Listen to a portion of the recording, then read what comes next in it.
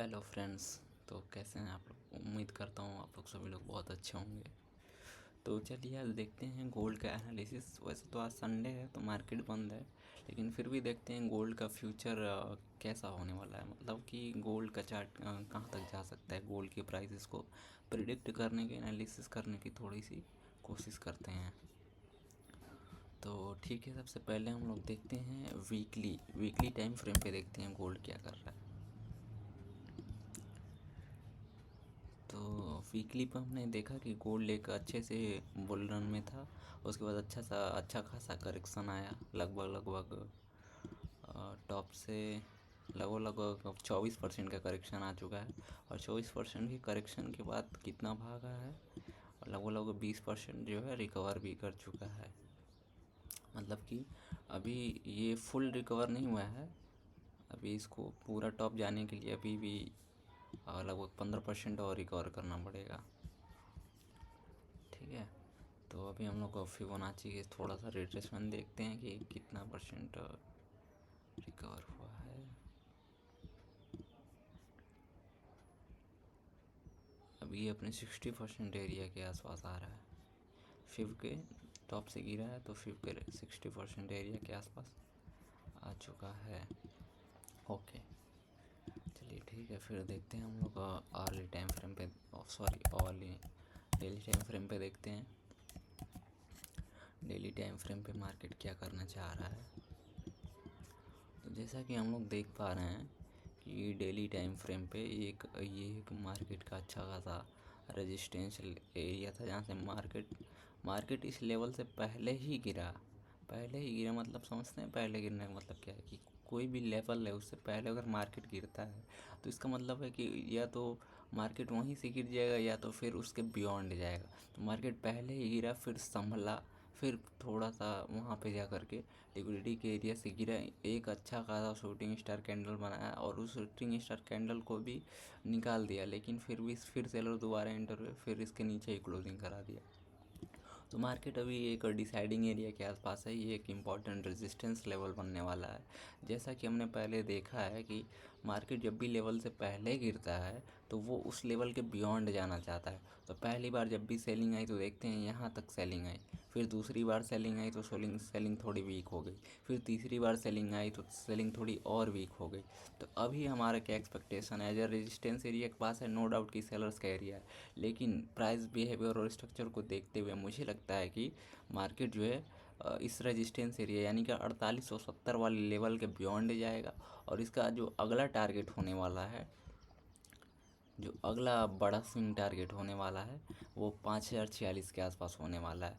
और अगर by the way market गिरता है तो फिर मार्केट में हम एक नीचे की तरफ डाउन साइड में, अगर मार्केट ऊपर जाता है तो फिर ये वाले लेवल को जाएगा, और नीचे अगर इस लेवल को निकाल देता है, 4768 वाले लेवल को निकालता है, तो फिर हम मार्केट को कहीं इधर की तरफ देख रहे होंगे, 4643 की तरफ।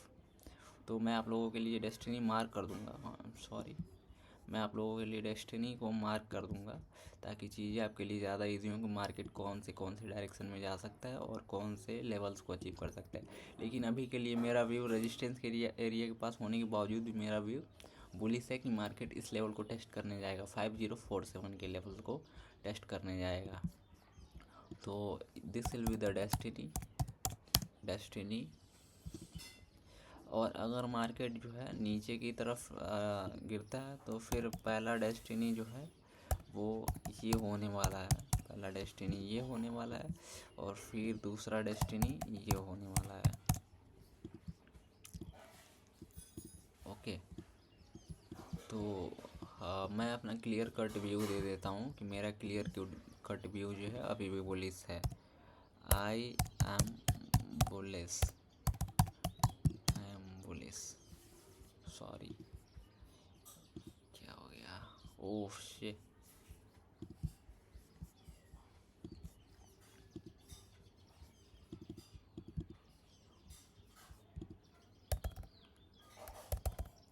I am bullish, okay.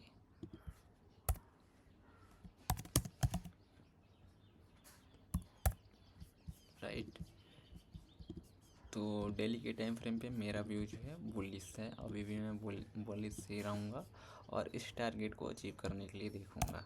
4 our पे एनालिसिस करते हैं कि 4 आवर्स पे क्या लेवल्स निकल सकते हैं।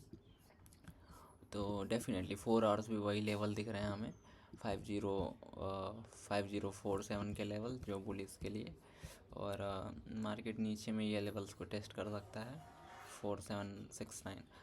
देखिए ओवरऑल मार्केट में मेरा व्यू बुलिश है कि मार्केट अभी इस रेजिस्टेंस एरिया से टोटली तो क्रैश नहीं ही करेगा। हो सकता है कि मार्केट थोड़ा सा नीचे आ करके फिर ऊपर जाए, या फिर हो सकता है कि मार्केट यहीं से ऊपर निकल जाए, लेकिन ओवरऑल व्यू जो है अगर बुलिश ही है। अगर मार्केट गिरता हुआ दिखता है हमें तो फिर इस लेवल को टेस्ट कर सकता है और ये वाली लिक्विडिटी तक 4752 वाली लिक्विडिटी तक आ करके फिर ऊपर जा सकता है। तो मेरा भी यही एनालिसिस रहने वाला है कि मार्केट या तो यहीं से डायरेक्ट निकल जाए और नहीं जाता है तो फिर मार्केट गिर करके इधर आए कहीं और 4752 वाली लिक्विडिटी को ले फिर ऊपर की तरफ जाए, लेकिन ओवरऑल मैं बुलिश ही रहने वाला हूँ। तो ये था हमारा एनालिसिस गाइस। तो कुछ प्लान्स इस तरीके से हैं हमारे, ठीक है। तो ठीक है, फिर आवर्ली टाइम फ्रेम पे देखते हैं आवर्ली टाइम फ्रेम पे क्या होने वाला है। आवर्ली टाइम फ्रेम पे भी देख रहे हैं कि स्ट्रॉन्ग बाइंग आई है, फिर selling weak weak weak weak weak selling हो करके एक बड़ी सी सेलिंग दिखाई गई। तो हो सकता है कि मार्केट यहीं से संभल जाए, और यहीं से नहीं संभलता है तो फिर अगला डेस्टिनी जो है इसका 4771 और 4752 वाला लेवल होगा। हम चाहते हैं कि मार्केट गिरे ना, क्योंकि ऊपर ले जाने में बहुत सारा फंड लगता है ना। तो हम चाहते हैं कि मार्केट इधर से ही कहीं से रिएक्ट करके और इस 5058 वाले लेवल्स को टेस्ट करे। ठीक है, तो प्लान क्या हो सकता है हमारा लॉन्ग में? प्लान हमारा कुछ इधर से ये हो सकता है कि ये वाले लेवल्स को टेस्ट करे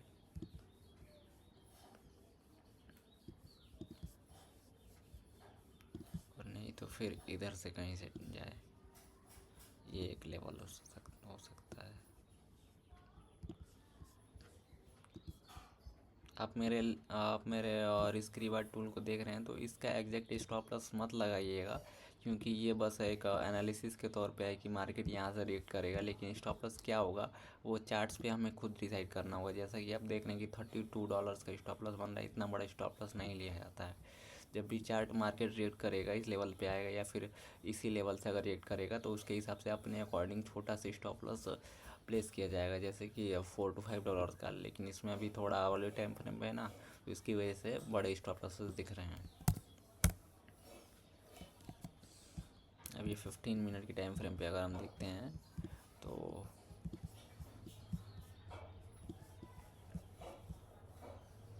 मार्केट अगर इधर से कहीं से रिएक्ट करता है तो अकॉर्डिंगली जब मार्केट इधर से लिक्विडिटी स्वीप करके फिर ऊपर जा रहा होगा तो कैंडल लो की स्टॉप लॉस लगा लिया जाएगा, जैसा भी उस टाइम पे जो भी फेवरेबल लगेगा उस हिसाब से।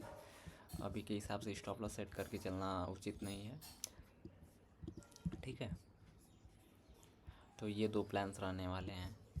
पहले प्लान ये है कि मार्केट कहीं इधर से रिएक्ट करता है अगर, तो फिर हम इधर से लॉन्ग जाना चाहेंगे, और अगर नहीं रिएक्ट करता है बॉटम पे आता है इस वाली लिक्विडिटी पे 4751 पे, तो फिर इधर से लॉन्ग करना चाहेंगे। और अगर ये लिक्विडिटी रिएक्ट मतलब रिस्पेक्ट नहीं होता है, नहीं लॉन्ग जाता है, अगर इधर से नहीं रिएक्ट करके ऊपर जाता है तो फिर हम छोड़ देंगे कि मार्केट फिर हमारे एनालिसिस के परे चला गया, क्योंकि हम ट्रेडर हैं, एनालिसिस कर सकते हैं। अगर एनालिसिस में ये भी होता है कि हम गलत भी होते हैं, 40% टाइम ही सही होते हैं, 60% टाइम हम गलत होते हैं। लेकिन जब हम सही होंगे तो इतना बड़ा बनाएंगे, जैसे कि 1:14 टाइप का टारगेट, 1:16 टाइप का टारगेट, और हम गलत होंगे तो छोटा सा देंगे। तो यही हमारा, इसी से हम विन करते हैं, ठीक है।